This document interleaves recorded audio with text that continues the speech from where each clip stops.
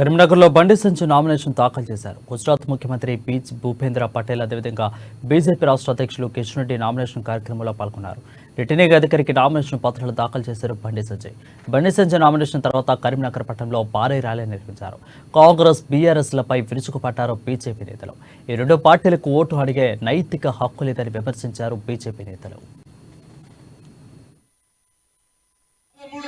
సాయంకాలం 6 గంటల వరకు కూడా ఏ ఒక్క కార్యకర్త కూడా ఈరోజు జెండా పట్టిన జెండా విడవద్దు, ఎక్కడ కూడా విశ్రాంతి తీసుకోవద్దు.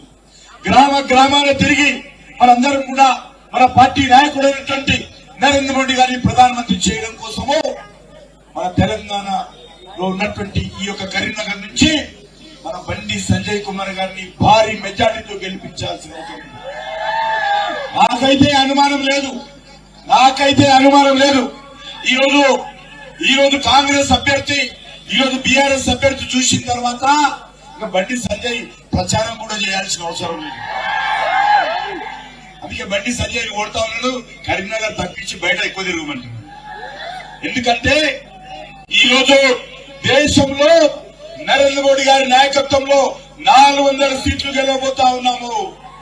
ముచ్చటగా 3వ నరేంద్ర మోడీ గారు జూన్ 2వ వారంలో ప్రధానమంత్రిగా ప్రమాణ స్వీకారం చేయబోతుకు ఓటేసినప్పుడు అదే కరీంనగర్ పార్లమెంట్ తో పాటు ఈ దేశంలో పేదలకు సంక్షేమ ఫలాలు అందించి ఈ దేశాన్ని శక్తివంతమైన భారతదేశ నిర్మాణంగా చేసినటువంటి ఆ మహానుభావుడు నరేంద్ర మోడీ మనకు గుర్తుకు ఓటేసినప్పుడు కనబడాలన్నా.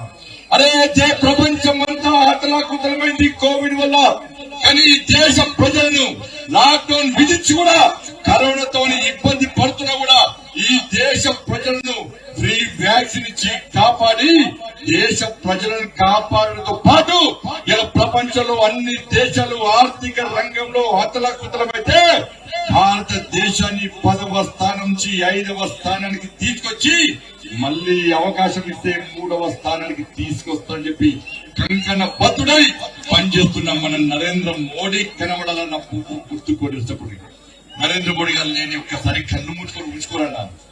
నరేంద్ర మోడీ గారు ప్రధానమంత్రి గారు లేని దేశాన్ని ఊహించుకోలేమన్నా. ఈ దేశం ఏమైపోతుందో ఒక్కసారి ఆలోచించాడన్నా. ఈ దేశం రక్షింపబడాలంటే ఈ దేశం